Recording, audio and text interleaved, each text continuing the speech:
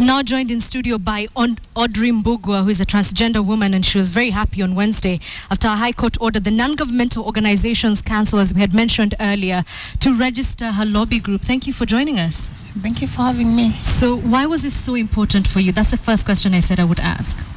Because first of all, it was an act of discrimination when the NGO Coordination Board failed to register us for no particular reason.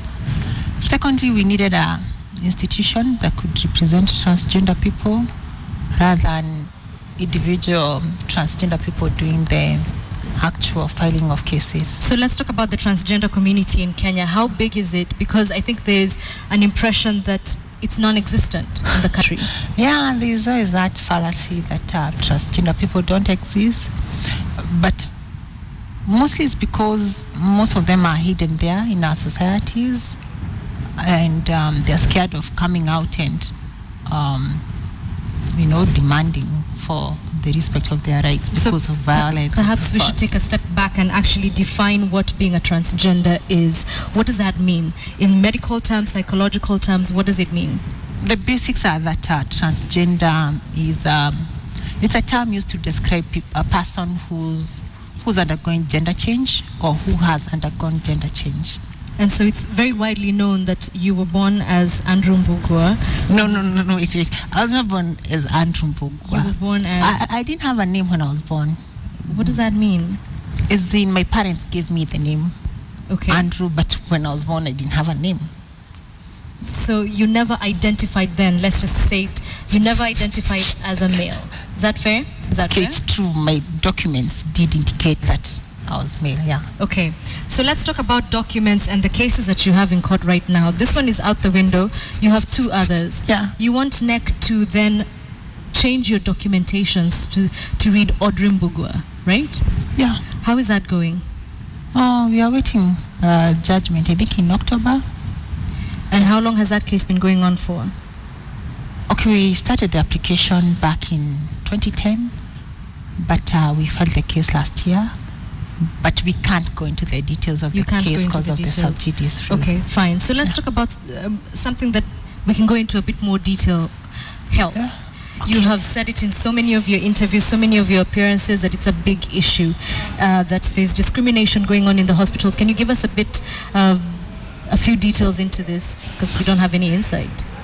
Yeah, we have the challenge of accessing healthcare, that is gender reassignment therapy for transgender people, because of lack of policy guidelines, lack of information among some healthcare providers.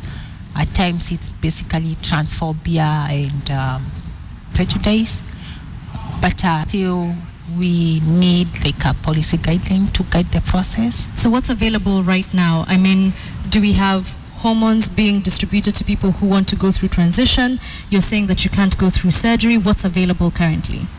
You can access the surgery, maybe in the private sector.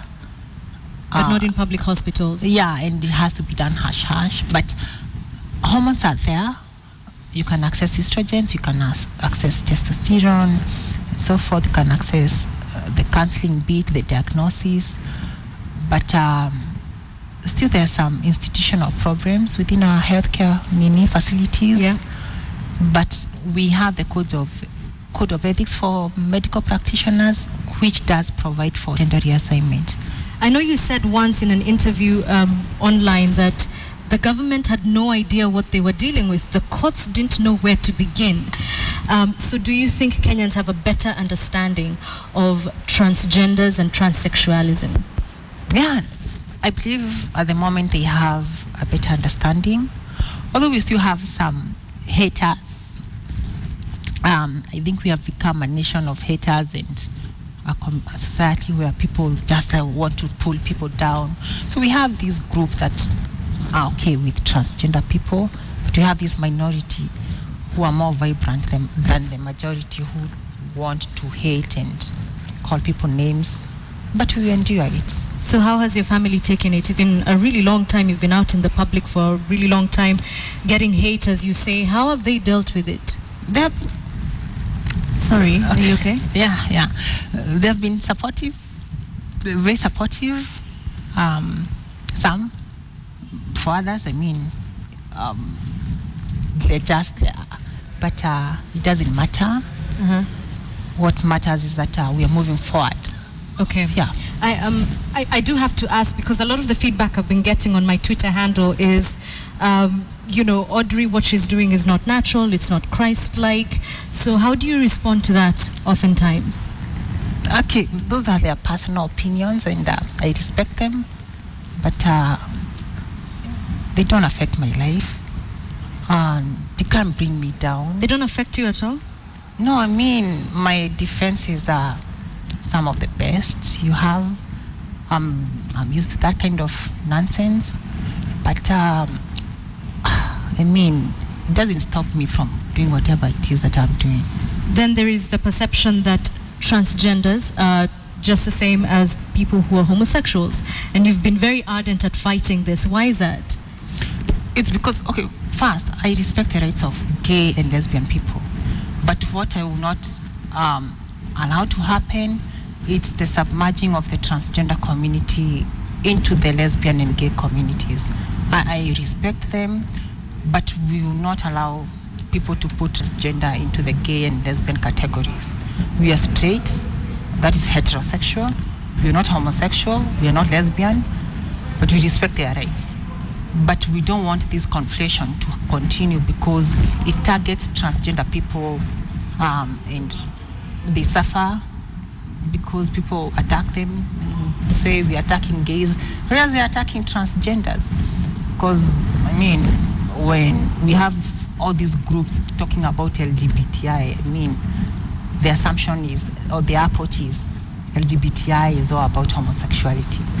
And we are not for that. Okay. But we are not against the gay and lesbian communities. So you opened up the debate, or the conversation, I should say, about transgenders in the country in a very big way.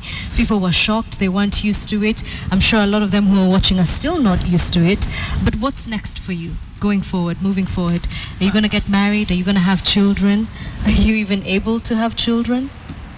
No, I can't get kids, like the biological way, but I can adopt. Okay. But I'm not interested in that. Marriage, I don't want to be, I don't know what to say. I don't Lost know. for words. Yeah. Okay, what about the transgender community? What are your hopes for that as we wind up? We hope that we'll have a culture of respecting other people's rights, of people knowing what they're talking about before they go to Facebook and call people names. We hope that families and institutions will integrate the needs of transgender people. Let us understand one another and know that we are not each other's enemies. Thank you very much for joining us on Friday Briefing this evening. Audrey Mbugua says, let's understand one another and stop treating each other with hate.